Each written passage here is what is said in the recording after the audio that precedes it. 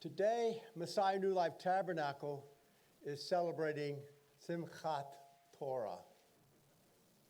Do you know what that means?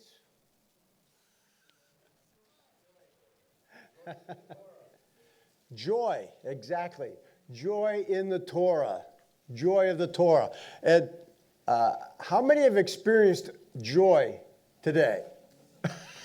Yeah, amen, amen. How about this the whole time that you've been here at Sukkot? I've not been here to witness it, but let me know. Have you had a joyful time?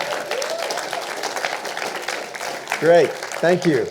And it's wonderful to see you and spend this time together with you.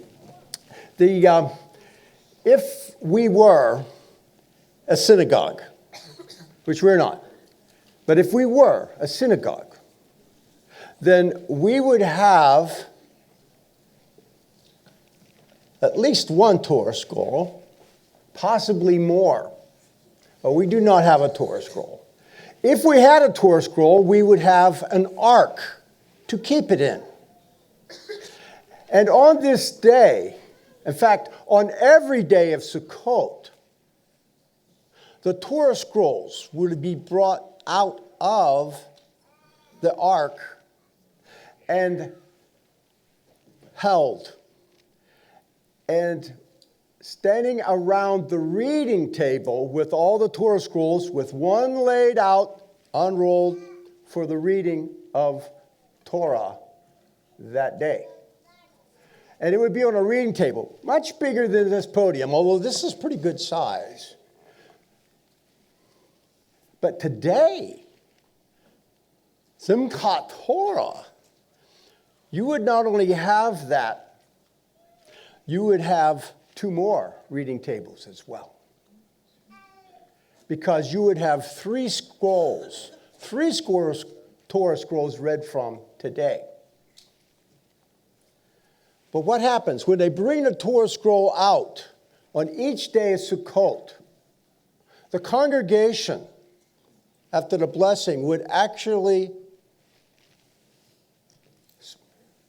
everyone would go around the reading table one time. Every day. But on Simchat Torah, you would circle the reading table with the Torah scroll upon it. 7 times. 7 times. Does that portray something to your minds? How about a joyful celebration of victory? A victory. But bring that out and to witness that.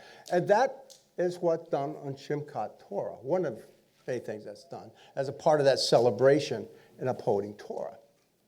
Now, with that being said, lifting up, there's a word in Hebrew for that, and it's called aliyah.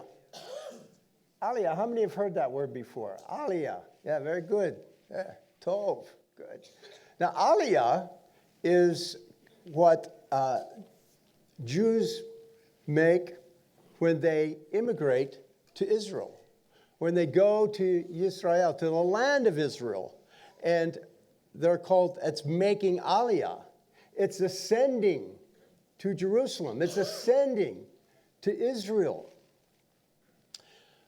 They also say that whenever you come forward to read from the Torah scroll during the synagogue service, that also is making aliyah, because you are ascending in the presence of God to read from his word. And the children did a great job of portraying that, their joy and their enthusiasm and lifting up to God. The music today was unbelievably awesome. And that was joyful. The dancing. That is the purpose of Sukkot, is to dance before the Lord. You know, King David, the king, danced before the Lord when they were bringing the Ark of the Covenant to the city of Jerusalem. And he was dancing. And And it was so exuberant, so spirit-filled, that his wife couldn't take it. She couldn't handle it. She couldn't stand seeing him so open and so vulnerable and so undignified to be dancing in such a wanton, passionate manner before God. So, let's not be too dignified then, shall we? Now, one of the things I wanted to do is acknowledge Tony Robinson. Now, he was here, right? And you got to hear him speak, right? Tony Robinson was here and taught. And the Restoration of Torah ministry has been a wonderful blessing upon our congregation. Because in the few short years that I've been here, we study Torah on Shabbat. But this past year, thanks to Tony Robinson's encouragement and this curriculum, we have made Torah study the central part of our study for the past year on Shabbat.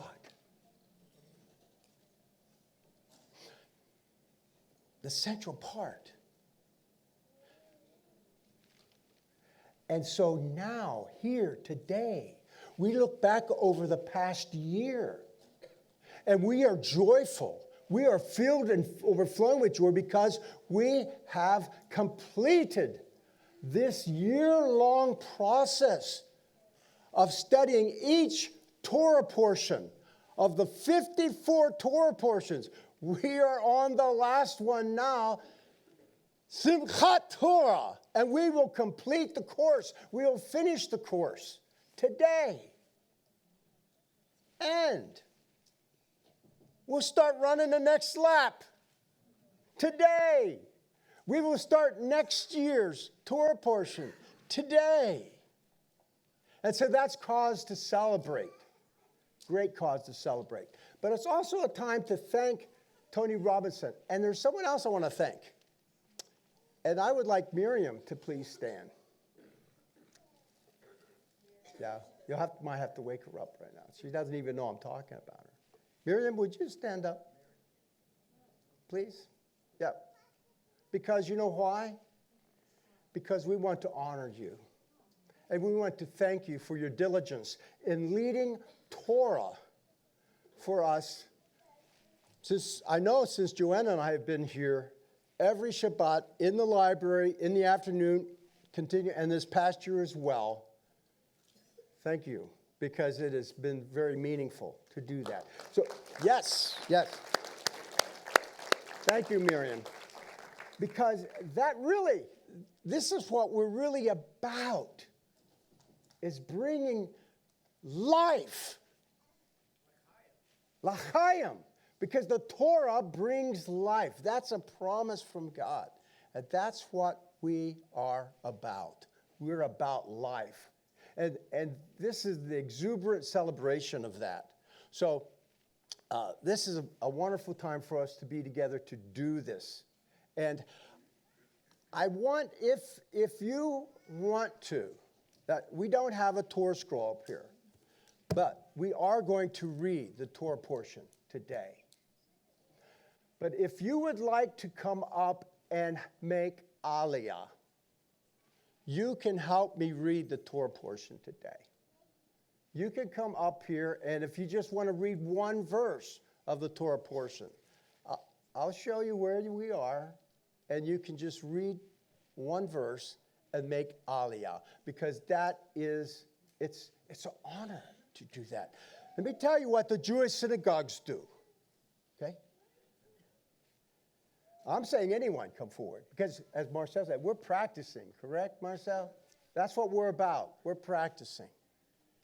But they even let children come up and read from the Torah scroll on Simchat Torah. So, anyone who wants to come up. If it's a child that you want your child to read, carry them up, whatever, and we will read the Torah portion This is what you want. So what I'm going to do is I'm going to say the blessing before we study the Torah. And then if you want to, just come up and line up, and you can do that. Do not feel obligated at all, because the Torah portion will be read this day. Okay. Baruch atah Adonai Eloheinu melech haolam asher natan lanu Torah emet v'shkaye elam nata betosenu Baruch atah Adonai noten haTorah. Blessed are you, Hashem, our God, King of the universe, who gave us the Torah of truth and imparted eternal life within us. Blessed are you, Adonai, giver of the Torah.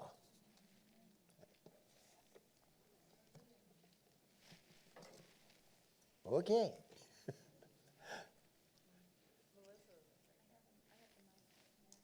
Okay, good. Thank you. No, you can be first then. Oh, okay. I know it's not turning on. It's not turning on, like we're pushing the button. Should we use Dad's mic? Okay. It could be on. Maybe the light's burned out. Is it on? Is it on? Your mic's on. Okay, my mic is on. Dad, can Okay. you bring up your mic? This mic isn't working. No, two of us tried. Can you just, come here, please? Ooh. Check, no, that's not us.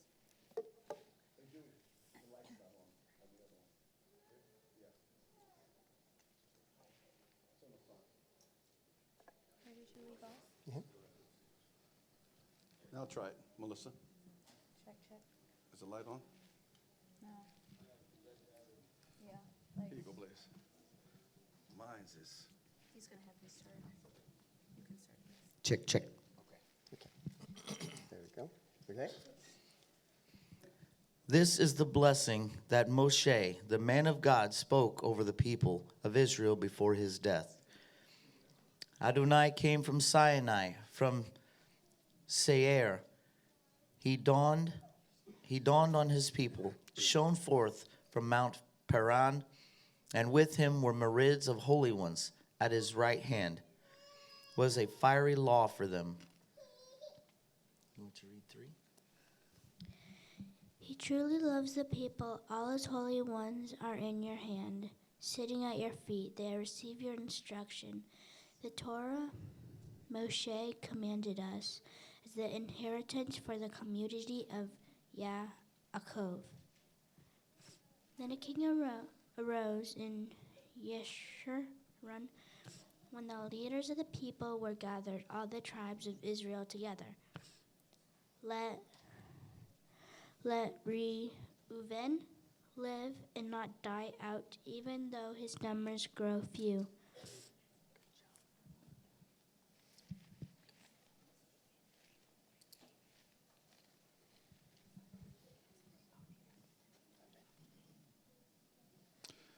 Of Yehuda, he said, Hear Adonai the cry. Hear Adonai the cry of Yehuda. Bring him into his people. Let his own hands defend him. But you help him against his enemies.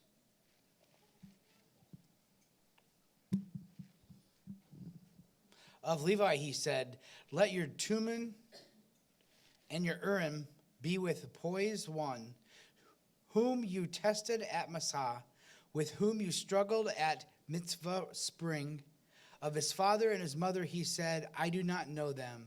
He didn't acknowledge his brother or children, for he observed your word and kept your covenant.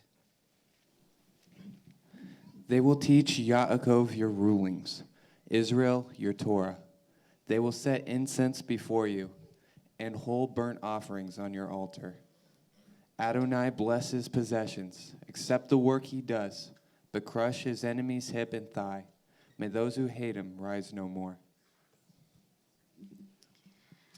Of Benjamin he said, Yahweh's beloved lives securely. He protects him day after day. He lives between his shoulders. may Aaron bless of Joseph he said, may Aaron bless his land with the best from the sky for the dew and for what comes from the deep beneath, with the best of what the sun makes grow, with the best of what comes up each month, with the best from the mountains of old, with the best from the eternal hills, with the best from the earth and all that fills it, and the favor of him who lived in the burning bush. May blessing come on the head of Joseph, on the brow of the prince among his brothers. His firstborn bull, glory is his horns are those of a wild ox. With them he will gore the peoples, all of them, to the ends of the earth. These are the myriads of Ephraim, these are the thousands of Manasseh. Rejoice, Zebulun, as you go, of Zebulun, he said. Rejoice, Zebulun, as you go forth, and you, Issachar, in your tents. They will summon peoples to the mountain and there offer righteous sacrifices, for they will draw from the abundance of the seas and from the hidden treasures of the sand. Of Gad, he said, blessed is he who makes Gad so large. He lies there like a lion, tearing arm and scalp. He chose the best for himself. When the princely portion was assigned, when the leaders of the people came, he carried out Adonai's justice and his rulings concerning Israel. Of Dan he said, Dan is a lion cub leaping forth from Bashan. Of Naphtali, he said, you Naphtali, satisfied with favor and full of blessing from Adonai. Take possession of the sea and the south.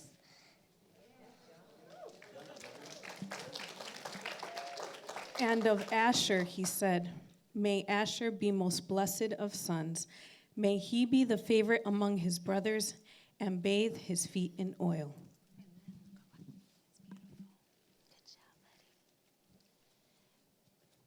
May your bolts be of iron and bronze, and your strength last as long as you live. Yeshurun, there is no one like God, riding through the heavens to help you, riding on the clouds in his majesty.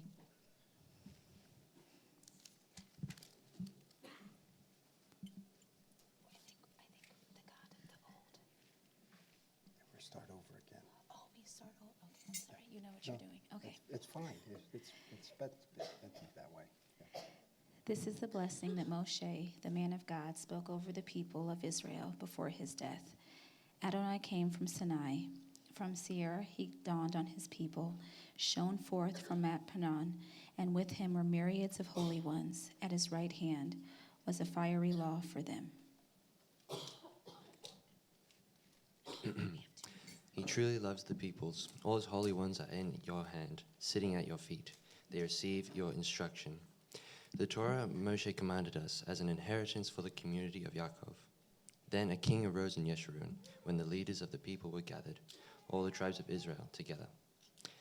Let Reuben live and not die out, even though his numbers grow few.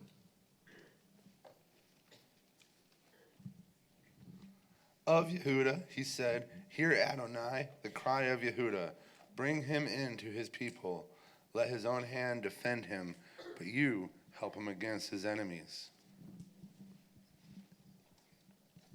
Of Levi he said, let your Tumim and Urim be with you, be with your pious one, whom you tested at Massah, with whom you struggled at Mivrah spring.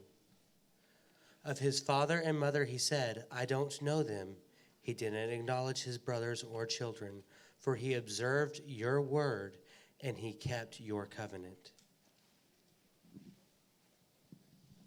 They will teach you, Yaakov, your rulings, Israel, your Torah. They will set an incense before you and the whole burnt offerings of your altar. Adonai bless his possessions, accept the work that he does, but crush his enemies hip and thigh. May those who hate him rise no more. Okay, we're good? Thank you. Awesome. Wonderful. Now you notice that we stopped and went back to beginning again. And that's a part of the instruction here too. When doing the Aliyah service, they just read the first 26 verses of chapter 33, and then go back and reread through until everyone actually has an opportunity to read the Aliyah. And then they'll begin with the verse 26 and continue on with the Torah portion. And there's obviously quite a bit more to go yet, but that's just part of the process, but the tradition. Now, how old is this tradition? The tradition of bringing the Torah scrolls out of the ark in the synagogue and going around and the table and doing the Aliyah and reading. How old is that tradition? I have a true and correct answer for you. I don't know. I don't know. But I do know this. It was well before the time that Yeshua spent on this earth. It was during the prophets that this tradition was started. And so some of the prophets are actually mentioned.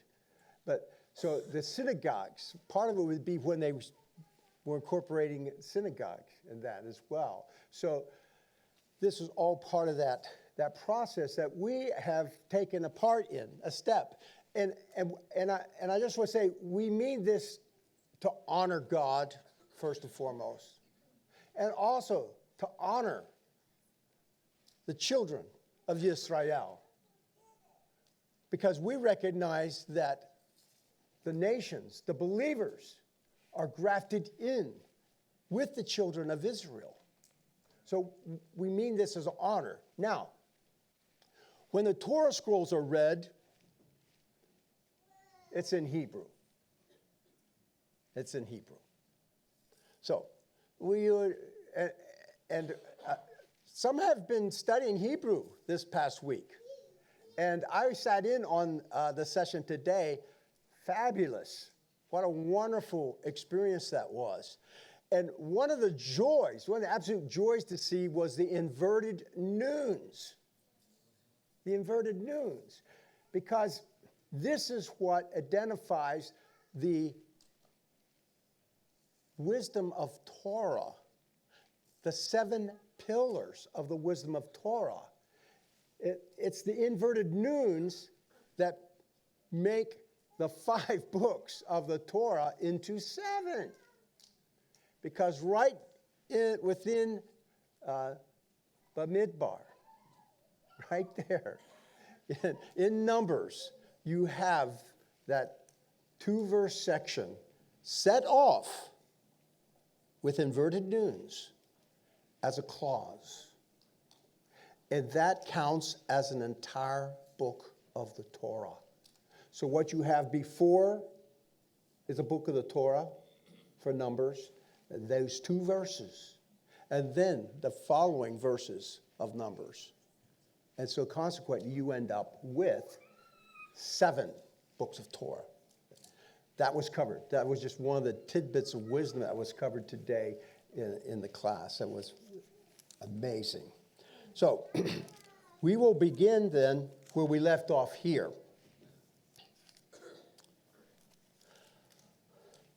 That was verse 12. Of Binyamin he said, Adonai's beloved lives securely. He protects him day after day. He lives between his shoulders. Of Yosef he said, may Adonai bless his land with the best from the sky, for the dew, and for what comes from the deep beneath, with the best of what the sun makes grow, with the best of what comes up each month, with the best from the mountains of old, with the best from the eternal hills, with the best from the earth and all that it fills it, and the favor of him who lived in the burning bush. May blessing come on the head of Joseph, on the brow of the prince among his brothers. His firstborn bull, glory is his. His horns are those of a wild ox. With them he will gore the peoples, all of them, to the ends of the earth. These are the myriads of Ephraim. These are the thousands of Manasseh. Of Zebulun he said, rejoice, Zebulun, as you go forth, and you, Issachar, in your tents. They will summon peoples to the mountain, and there offer righteous sacrifices. For they will draw from the abundance of the seas and from the hidden treasures of the sand. Of God he said, blessed is he who makes God so large. He lies there like a lion, tearing arm and scalp. He chose the best for himself when the princely portion was assigned. When the leaders of the people came, he carried out Adonai's justice and his rulings concerning Israel. Of Dan, he said, Dan is a lion cub, leaping forth from Basan. Of Naphtali, he said, you, Naphtali, satisfied with favor and full of blessing from Adonai, take possession of the sea and the south. Of Asher, he said, may Asher be most blessed of sons. May he be the favorite among his brothers and bathe his feet in oil. May your bolts be of iron and bronze, and your strength last as long as you live. Yeshurun, there is no one like God, riding through the heavens to help you, riding on the clouds in his majesty. The God of old is a dwelling place, with everlasting arms beneath. He expelled the enemy before you, and he said, destroy. So Yisrael lives in security. The fountain of Yaakov is alone in a land of grain and new wine, where the skies drip with dew. Happy are you, Yisrael, who is like you, a people saved by Adonai, your defender helping you, and your sword of triumph. Your enemies will cringe before you, but you will trample down their high places. Chapter 34. Moshe ascended from the plains of Moab to Mount Nebo, to the summit of Pisgah, across from Jericho. There Adonai showed him all the land, Gilad as far as Dan, all Naphtali, the land of Ephraim and Manasseh, the land of Judah, all the way to the sea beyond, the Negev and the plain, including the valley, where Jericho, the city of date palms, is as far away as Zoar. Adonai said to him, this is the land concerning which I swore to Abraham, Yitzhak, and Yaakov. I will give it to your descendants. I have let you see it with your eyes, but you will not cross over there. So, Moshe, the servant of Adonai, died there in the land of Moab, as Adonai had said. He was buried in the valley across from Beit Peor in the land of Moab. But to this day, no one knows where his grave is. Moshe was 120 years old when he died, with eyes undimmed and vigor undiminished. The people of Israel mourned Moshe on the plains of Moab for 30 days. After this, the days of crying and mourning for Moshe ended. Yehoshua, the son of Nun, was full of the spirit of wisdom, for Moshe had laid his hands on him. And the people of Israel heeded him and did what Adonai had ordered Moshe. Since that time, there has not arisen in Israel a prophet like Moshe, whom Adonai knew face to face. What signs and wonders Adonai sent him to perform in the land of Egypt upon Pharaoh, all his servants, and all his land. What might was in his hand. What great terror he evoked before the eyes of all Yisrael. Repeat with me. Hazak, Hazak, v'nitzkazek. Be strong, and let us be strengthened. Amen.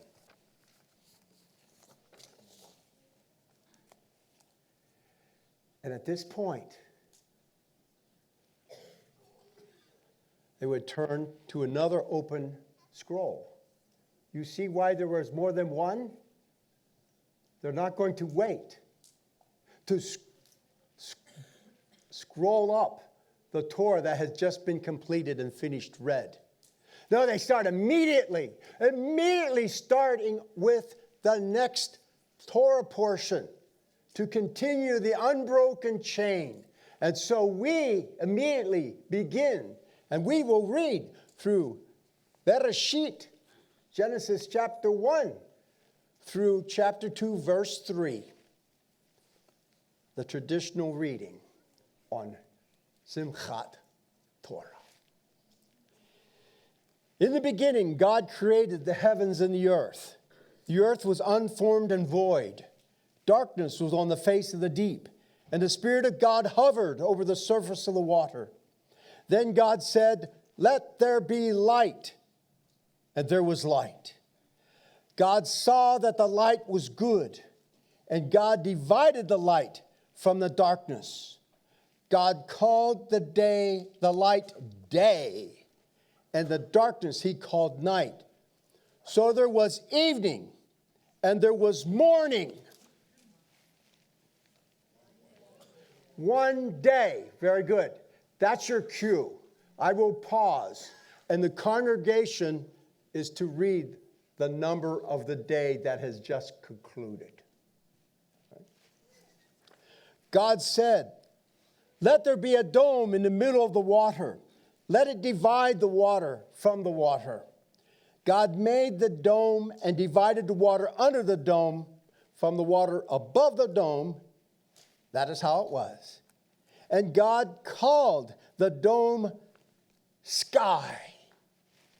So there was evening and there was morning, a second day. God said, "Let the waters under the sky be gathered together into one place, and let dry land appear." And that is how it was. God called the dry land earth. The gathering together of the water he called seas. And God saw that it was good. God said, "Let the earth put forth grass, seed-producing plants, and fruit trees, each yielding its own kind of seed-bearing fruit on the earth." And that is how it was. The earth brought forth grass, plants, each yielding its own kind of seed, and trees, each producing its own kind of seed-producing fruit. And God saw that it was good. So there was evening, and there was morning, a third day. God said, "Let there be lights in the dome of the sky to divide the day from the night. Let them be for signs, seasons, days, and years. And let them be for lights in the dome of the sky to give light to the earth." And that is how it was. God made the two great lights, the larger light to rule the day, and the smaller light to rule the night and the stars.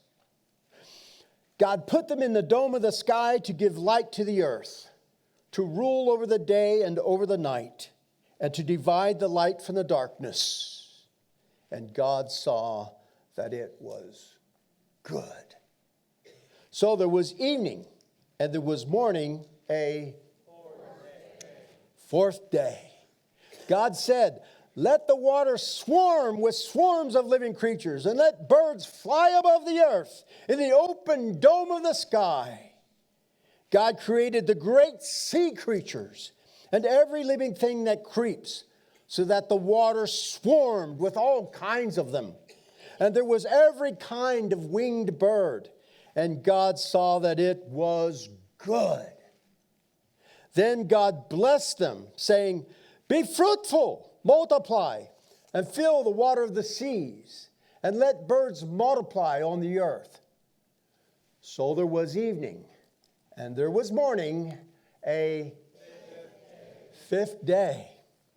God said, let the earth bring forth each kind of living creature, each kind of livestock, crawling animal and wild beast. And that is how it was. God made each kind of wild beast, each kind of livestock, and every kind of animal that crawls along the ground, and God saw that it was good. Then God said, let us make humankind in our image, in the likeness of ourselves, and let them rule over the fish in the sea, the birds in the air, the animals, and over all the earth, and over every crawling creature that crawls on the earth. So God created humankind in his own image. In the image of God, he created him. Male and female, he created them. God blessed them. God said to them, be fruitful, multiply, fill the earth and subdue it.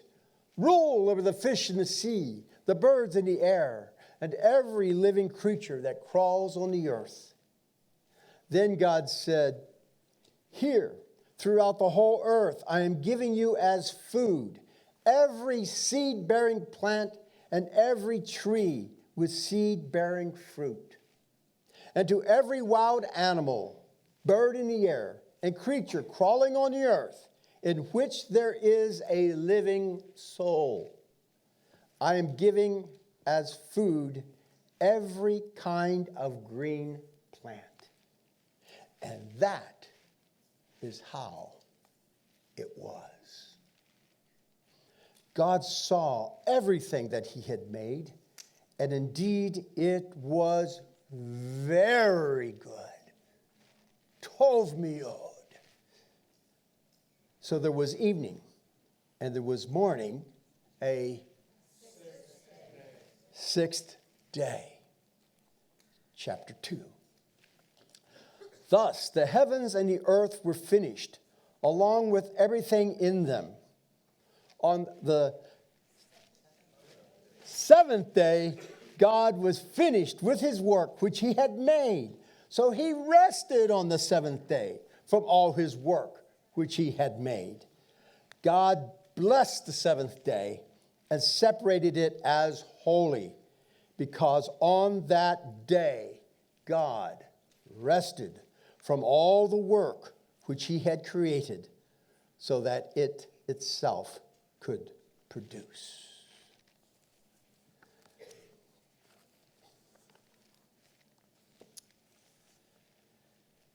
Then there was a third Torah scroll that was opened. So no unrolling to find the next passage, but go right straight to it.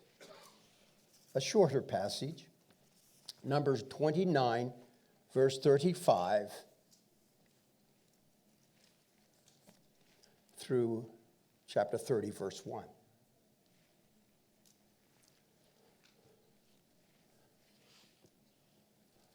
On the eighth day, you are to have a festive assembly.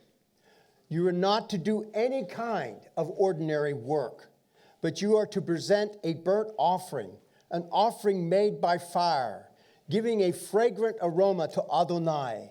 1 bull, 1 ram, 7 male lambs in their first year, without defect. with the grain and drink offerings for the bull, the ram, and the lambs, according to their number, in keeping with the rule. Also, 1 male goat as a sin offering, in addition to the regular burnt offering with its grain and drink offerings. You are to offer these to Adonai at your designated times, in addition to your vows and voluntary offerings, whether these are your burnt offerings, grain offerings, drink offerings, or peace offerings. Chapter 31. Moshe told the people of Israel everything just as Adonai had ordered.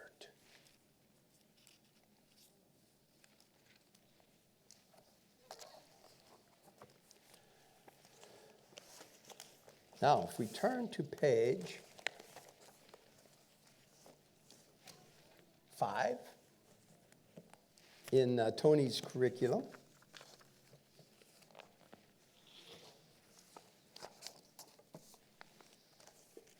By the way, how much time do we have? Okay, I don't know. Okay, good. Thank you. Very good. Excellent. Okay. Now, we have in this section here, on this particular page, yes, right there's a good place to stop, right there. And this is the blessing. And this is the blessing. Now, I almost put a Hebrew word up today. Some of you know that I occasionally do that. And there is a Hebrew word, and there's one Hebrew word for the first 2 English words in that title. And this is the blessing. The Hebrew word is vezot. Vezot. Vezot. That's the vav.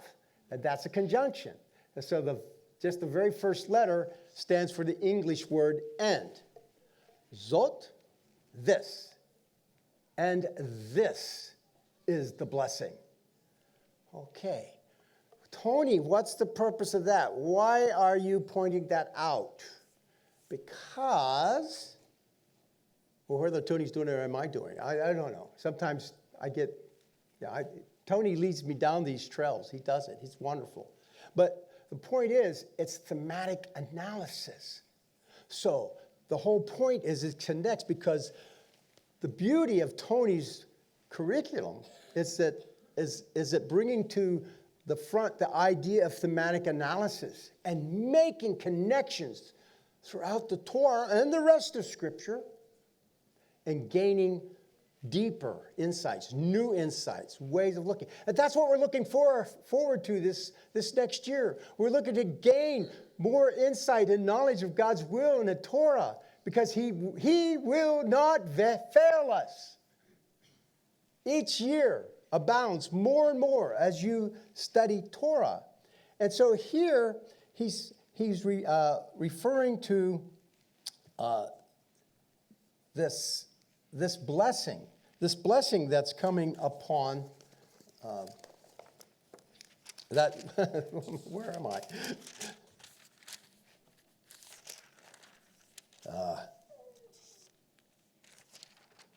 I'm in Numbers. That's the problem. I need to get back to Devarim. There we are. Okay. And you'll notice the blessings that are given here in Devarim chapter 33, the Torah portion that we started reading. You probably noticed that, wow, that's similar, or that's the thematic analysis tells you that there's a connection to be made here. And yes, indeed, there is. Because you also find blessings in Genesis 49:28. And it's the same word, vizot, but it comes at the end of the blessing. And now we're having it at the beginning. And the thematic analysis is, this is a continuation. There is a connection here between these blessings. Yaakov gave the blessings to his sons, and now Moshe is giving blessing to the children of his sons. The tribes, the nation of Israel. And so we have that here. We have that connection that is made. And if you look, table 1, very good. We could put table 1. We got part of the table there, and there's the second part of the table. That's probably not a way of putting it all together, but the point is, if you look at the top of table 1, you'll notice you have Reuben, Simeon, Levi, and Judah. But the blessing in Deuteronomy 33, you have Reuben again, Judah, Levi, and Benjamin. The order has changed. The order has changed. Let's go to, we'll come back to this, but let's look at the rest of table 1. Then we have Zebulun, but now we have Joseph. And then there's Issachar and Zebulun. And then Dan, and now Issachar. God, and God again. But notice here, even though God numerically, God is in the same spot, Jacob's blessing, Dan was ahead of him. And Moshe, Dan follows him. And then we have Asher, and Asher's at the very end under Moshe's. Naphtali, same location. Then we have Joseph, of course, Asher, and then Benjamin. And then we have a blank spot. We have a blank spot. Let's go back to table 1. The top of table 1, sorry. We're already on table 1. Reuben, Simeon, Judah. Are you with me? Simeon's not listed. Simeon's not listed. What happened? What happened to Simeon? He's not even mentioned. Yes, sir. You're probably right, whatever you said. Huh? Yes, exactly. That's correct. And I knew you were probably right. I just couldn't confirm it with my hearing loss. But exactly right. And there is even a reference to that in as well. And if you look at, let's see, where is it?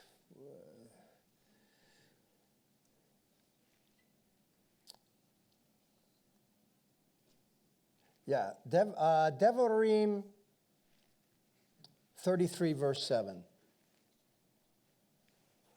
And this is Judah. Now, we're not going to go into the full extent of that, but here's the thing, just briefly about Simeon. Simeon was dispersed within Judah. So you're saying, well, where's his tribal portion? He's dispersed within Judah. What about Levi? He doesn't have a tribal portion. In fact, Adonai says, I am your portion. I am your inheritance. So what was it about Simeon and Levi? What was it about them? If you look on Genesis 49, have a look at Jacob's blessing of them.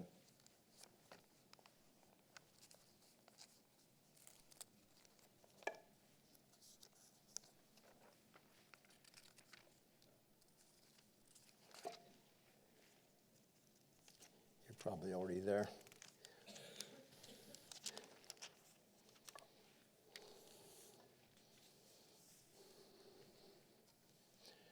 Begin with verse 5. They are included together here. Shimon and Levi are brothers, related by weapons of violence. Let me not enter their counsel. Let my honor not be connected with their people. For in their anger they killed men, and at their whim they maimed cattle. Cursed be their anger, for it has been fierce. Their fury, for it has been cruel. I will divide them in Yaakov and scatter them in Yisrael.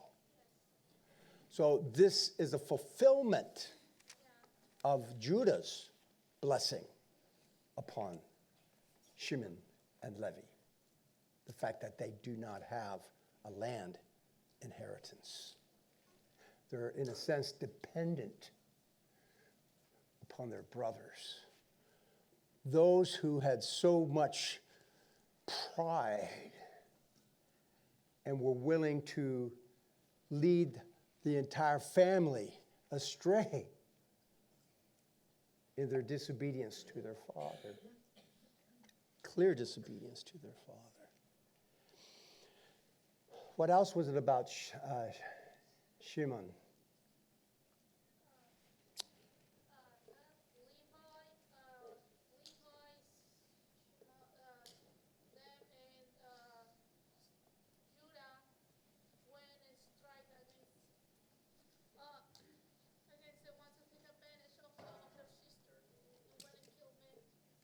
Okay.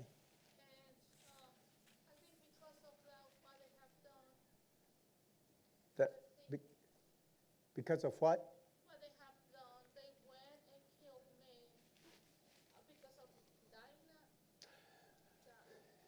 Yeah, and so we look at that and how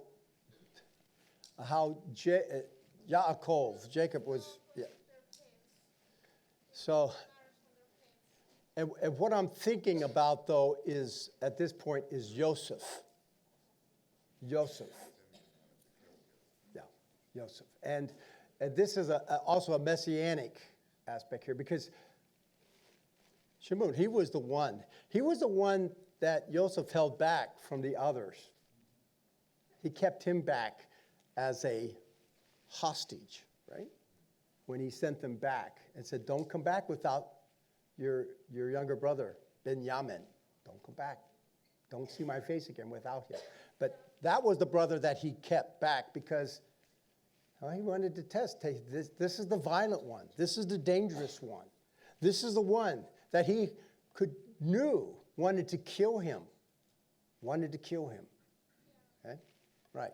So he knew that. See, Reuben wanted to sneak back and save him.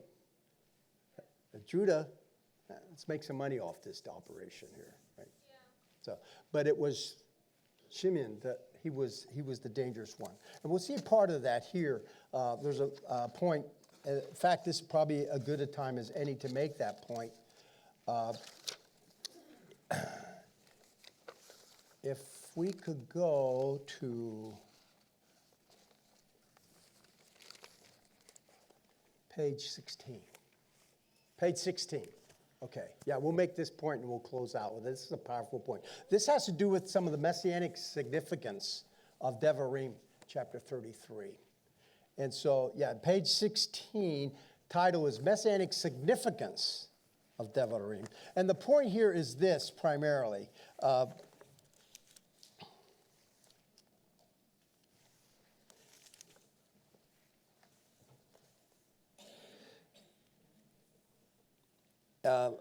And this falls under the blessing of Joseph. We won't reread that whole blessing, but if you look at it's on page 16, but it's also verse 16, which makes it nice and convenient. With the best from the earth and all that fills it, with the favor of him who lived in the burning bush, may blessing come on the head of Joseph, on the brow of the prince among his brothers. Joseph, of the patriarchs, is very messianic. We see that so much. And here's the point that I want to make at this point. This is what Tony's making here. The primary point that he's making about this is that at first, the brothers, when he had his dreams, when he came and they saw him coming, this dreamer, they were quite willing to let him rule over them, were they not? They were not exactly right. They rejected him and his dreams, his visions. They rejected him as a ruler, right? They rejected his leadership. They rejected his spiritual leadership. They rejected him. And they rejected him, and then he was separated from them for a few days. No. A long time. A long time. Most of his life, most of their life. It's just a long time. And then they're reunited in Egypt.